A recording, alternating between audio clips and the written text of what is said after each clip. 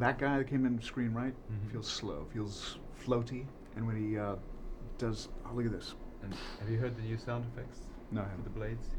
Yeah. But we should also get a shoulder dislocation sound when Riddick gets up under the guy like that, bang, Okay. just like that. That'd be cool. Let's try the skip print on the Necro comes in from screen right. Okay. So they've asked me to say something that would introduce the reissue of the Pitch Black DVD, the humble movie that started it all.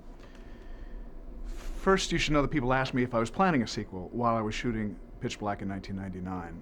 And really, you have to understand that I was just like trying to make this impossible 60-day schedule, that I was working with this crew, this Australian crew that was underpaid and overworked, just trying to get a solid day of filmmaking out of them, because we were filming it in Australia, in the outback, in the flies, trying to survive, short days, incredibly short days, and that's death for a film crew. So sequels was not on my mind.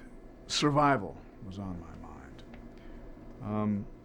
But years later, about 3 years later, when Universal came to me and Vin and asked if we wanted to reprise the role of Riddick for a science fiction film, we took a little time to think about it. And we thought that if we did do it, we wanted to do something different than the expected sequel. That yes, we could go back to the same planet, do it all over again, face the same monsters, use bigger guns, spend more of the studio's money.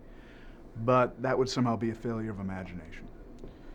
And we also realized that Pitch Black was a horror story only by virtue of the fact that its characters were stranded on a world that had this ravenous nocturnal life.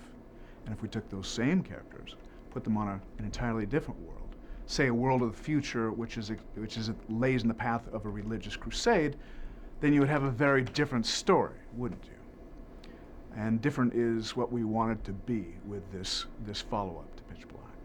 So don't expect a film that is a horror story. Expect an action-adventure story set inside of a science fiction arena. That is what the Chronicles of Riddick is. You should also know that it is not a story about good guys versus bad guys. It is a story about bad guys versus evil guys. You wouldn't have it any other way.